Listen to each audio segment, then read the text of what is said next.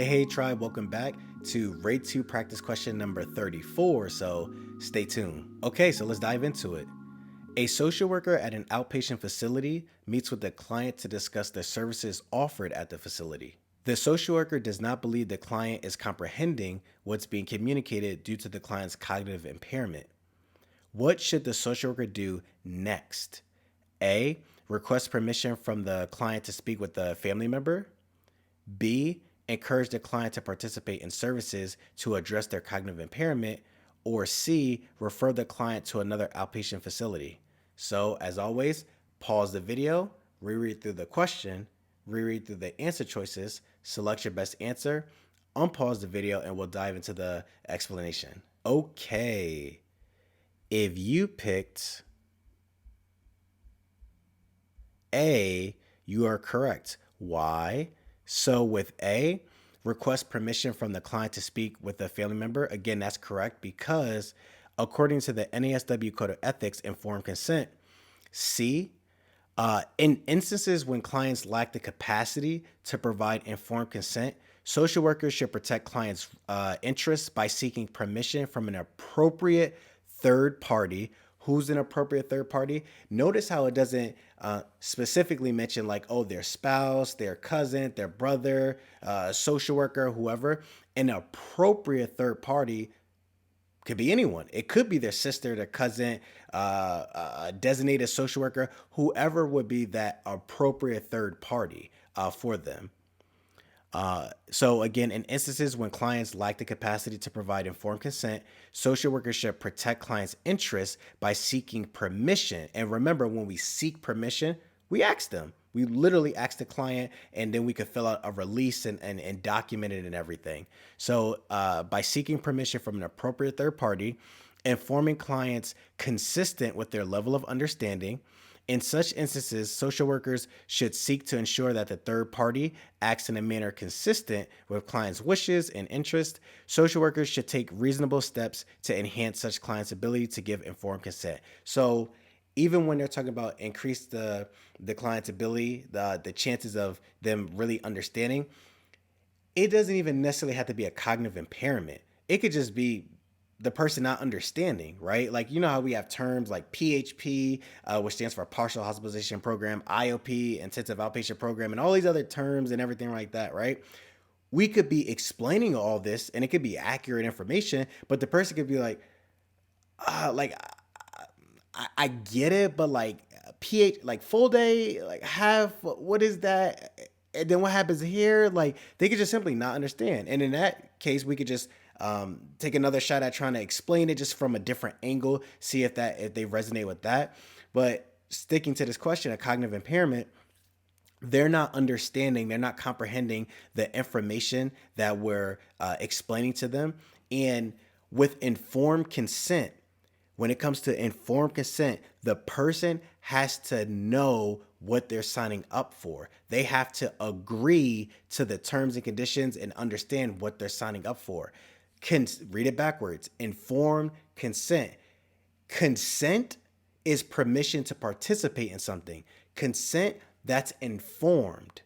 Our role as the social worker, as the professional, is to inform the person of everything, all the terms, conditions, all that stuff that they'll be signing up for.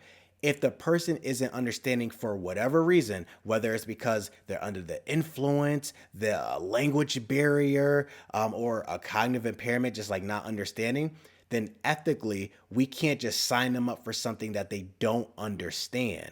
And again, informed consent.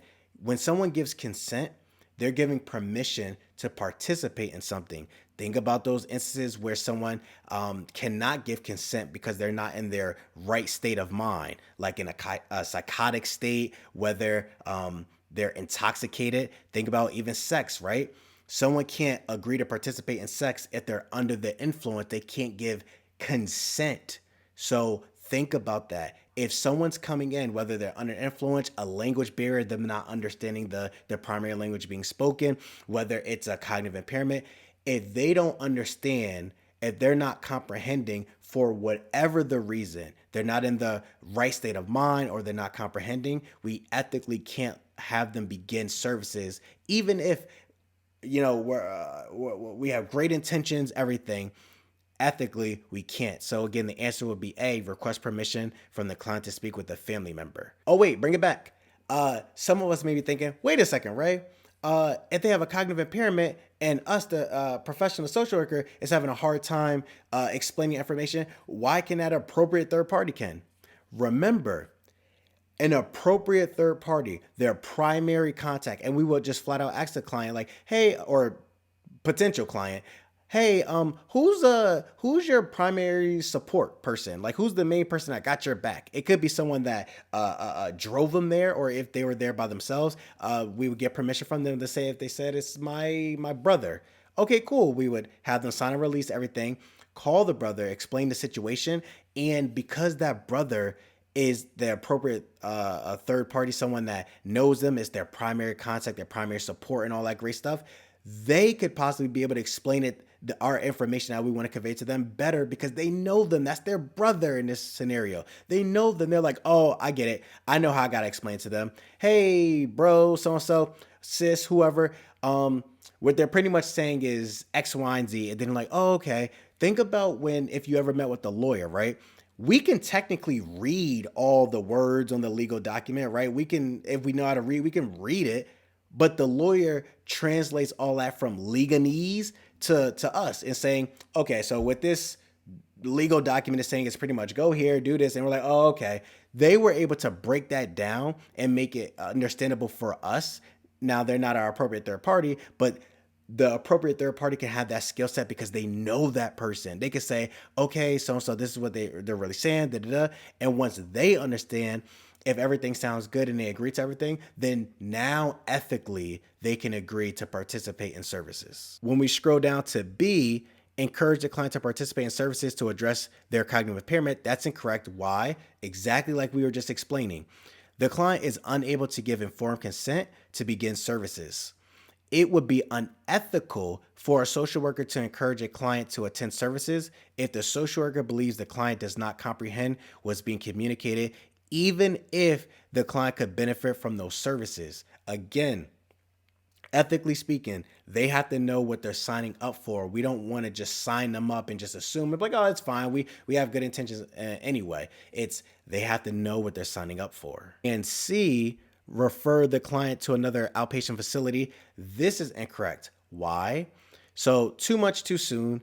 While a referral could take place if needed, the next thing the social worker would want to do is attempt to improve the potential client's level of understanding of the services being provided by seeking permission to speak with a third party who has the client's best interest at heart. And again, we would ask them whether we're like, hey, that person you came here with, who's that? They're like, oh, that's so-and-so. They're like, oh, they main support. And they're like, oh yeah, and then like we have them sign a release, everything. Do you mind if we speak with them? Or if the potential client arrived by themselves, we would ask the same thing and then contact the appropriate third party, explain what we're trying to explain to the client, and then have them take a shot at it so they can explain it in a more understandable way so that the client can ethically agree to participate, or not for that matter, but so they can ethically make a decision, and for us not to just be like, oh yeah, just start programming. Yeah, so that's how we want to approach the situation. Okay, tribe, that's it for today's video. Again, that was RayTube practice question number 34. And don't forget to like, comment, subscribe, and tell a social worker friend, because we don't want to be licensed by ourselves. Study group information below in the description of this video, and whether this is day number 1 of us studying for this exam or day number 57, doing at least 2 practice questions a day helps keep the exam anxiety at bay. 2 a day, 2 a day, 2 a day, 2 a day, 2 a day. Even if we do 17 on one day, still doing 2 a day, 2 a day, 2 a day, 2 a day, at default, by default, and at least 1 practice exam a month. So throughout the month, 2 a day, 2 a day, 2 a day, 2 a day, 2 a day. And then on a Saturday, doing a full-length practice exam, treat it like the real thing. And then let's say on a Sunday, the next day, review your answers, not just the ones you got wrong, but the ones you got right as well, to reaffirm that we're in the right thought process and just to keep it going. So 2 a day by default, and at least 1 practice exam by default. We can find practice questions here on YouTube, of course. I'm just doing a raw Google search, raw YouTube search. And shout out to Social Work Test Prep. They have some pretty solid practice exams and pretty affordable too. And they gave me a discount code RayTube25 for 25% off your exam needs. So definitely check it out. And most importantly, above all, keep in mind, you got this, you got this, you got this, you got this. I get it. This journey can be taxing at times, but find a study buddy, hop in the Facebook group. If you don't have a study buddy and you don't know where to find one, have someone to help keep each other accountable, help motivate each other, discuss the material together. And again, like, you got this. We're going to tap in, we're going to study, stay consistent, get our study buddy, and go in there, pass our exam, and continue to excel in our social work journey. All right, tribe, I'll see you next video.